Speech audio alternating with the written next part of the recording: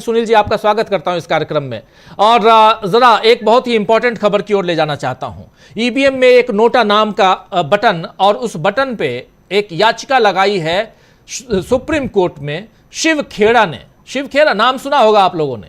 शिव खेड़ा ने वही who can win वाला, जो कि जीतने वाला जो होता है वो कुछ अलग करता है, इसलिए वो जीतता है।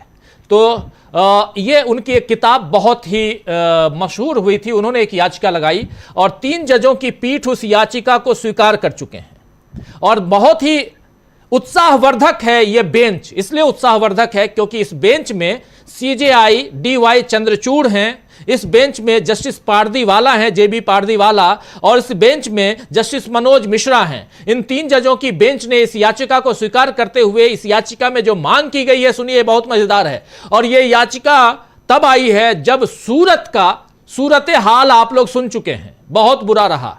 वहां पर एक कैंडिडेट कांग्रेस का जो मुख्य प्रतिद्वंदी है उसका जो नॉमिनेशन है वो खारिज कर दिया जाता है, और उसके बाद बाकी बचे हुए 8 नॉमिनेशन जो थे वो वापस ले लिए जाते हैं, विड्रॉ हो जाते हैं। इसके बाद बचता क्या है? नोटा। लोग जाएंगे नोटा पे, उसका कोई फायदा नहीं है, जीत घोषित कर दी गई। तो यही यहां पर इन्होंने डिमांड की है शिव खेड़ा ने कि नोटा में अगर बाकियों से ज्यादा वोट पड़ते हैं तो वहां पर पुनर्मतदान करवाया जाए। उस बूथ पर, उस संसदीय क्षेत्र में, उस विधानसभा क्षेत्र में चुनाव फिर से करवाया जाए, पुनर्मतदान करवाया जाए, पूरे चुनाव की प्रक्रिया फिर से हो। यह बात इसी की डिमांड है। और आज इस बेंच ने, 3 जजों की बेंच ने, सुप्रीम कोर्ट की इन 3 जजों की बेंच, जिसमें सीजेआई खुद मौजूद हैं, उनके अलावा जस्टिस जेबी पारदीवाला हैं, और उनके अलावा मनोज मिश्रा जस्टिस, इन तीनों ने वहां कहा है कि हम नोटिस भेज रहे हैं चुनाव आयोग को। उन्होंने नोटिस भेज दिया है और हम इसकी सुनवाई करेंगे। साफ साफ जस्टिस यहां पे जस्टिस डीवाई चंद्रचूड़ ने, सीजेआई चंद्रचूड़ ने साफ साफ कहा है कि हम इसकी सुनवाई करेंगे। यानी यहां से वो केस भी इधर थोड़ा आ सकता है अगर इसमें कोई और याचिकाएं लगेंगी तो, जिस याचिका को वहां कुछ सुधार के साथ खारिज किया गया है ना अमलेंदु जी?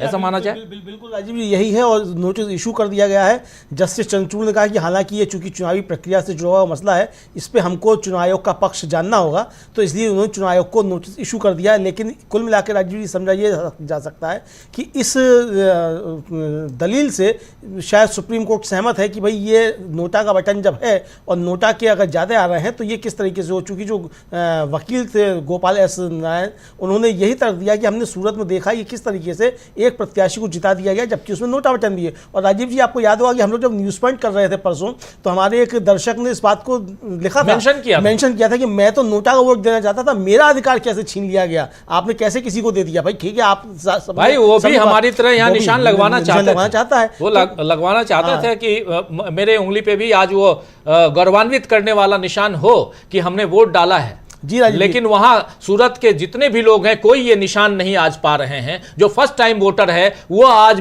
पोलिंग बूथ तक, मतलब आज नहीं, जिस भी दिन वहां वोटिंग हो, वो नहीं जा पा रहा है। आखिर क्यों?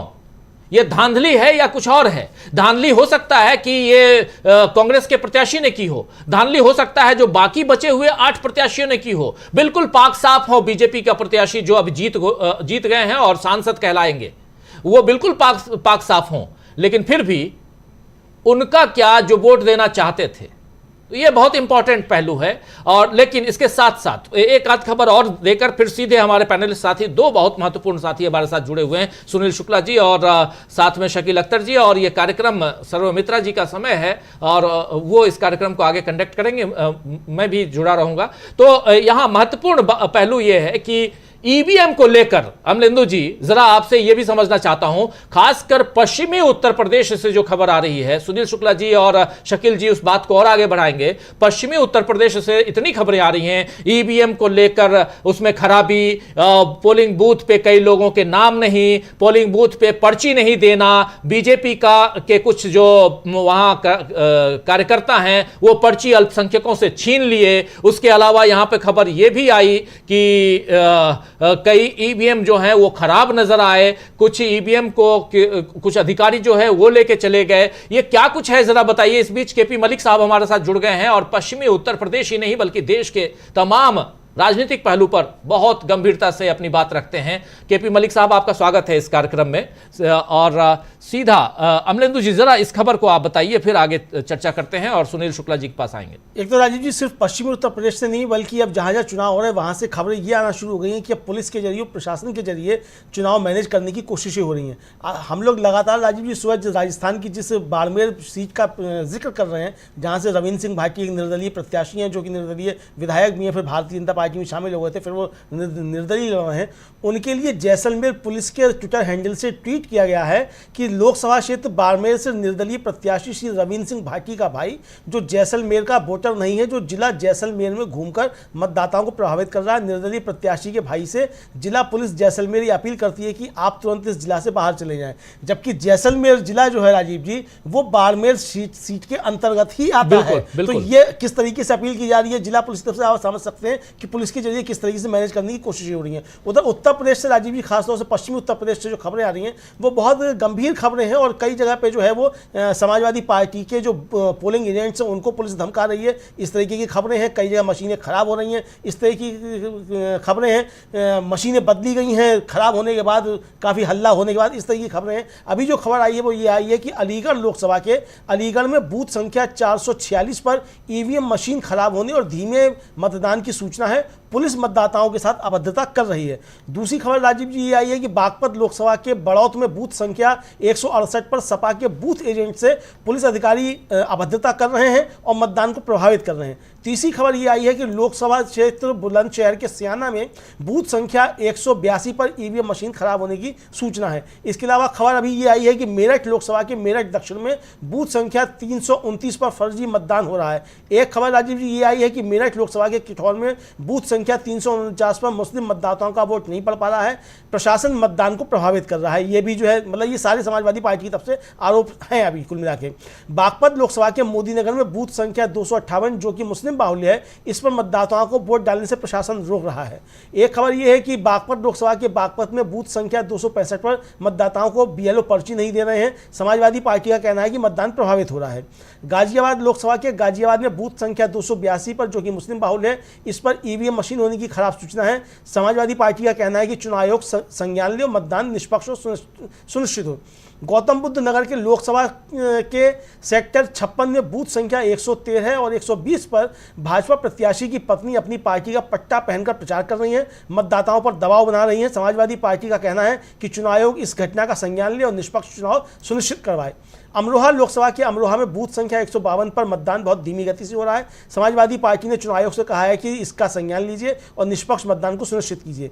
अलीगढ़ लोकसभा के अतरौली में बूथ संख्या 133-135 पर मतदाताओं को प्रशासन वोट डालने से रोक रहा है, मतदान की गति को धीमा किया जा रहा है। समाजवादी पार्टी ने चुनाव आयोग से कहा है कि निष्पक्ष मतदान को सुनिश्चित कीजिए, इस घटना का संज्ञान लीजिए। मेरठ लोकसभा के किठौर में बूथ संख्या 190 पर बहुत से मतदाताओं के मतदाता सूची में नाम नहीं है। समाजवादी पार्टी ने चुनाव आयोग से कहा है कि इसका संज्ञान लीजिए और मतदान जो है वो निष्पक्ष सुनिश्चित करवाइए। अमरोहा के लोकसभा में वोट डालने महिला पहुंची तो मालूम पड़ा कि उसका वोट पहले ही पड़ गया है। प्रशासन पर गड़बड़ी का आरोप है। समाजवादी पार्टी ने इसकी शिकायत चुनाव आयोग से की है। बागपत लोकसभा के सिवाल खास में बूथ संख्या 108, 109, 110, 111 पर मतदाताओं को पर्ची लेने में परेशानी हो रही है, इससे मतदान प्रभावित हो रहा है। समाजवादी पार्टी ने चुनाव आयोग से इसकी शिकायत की है।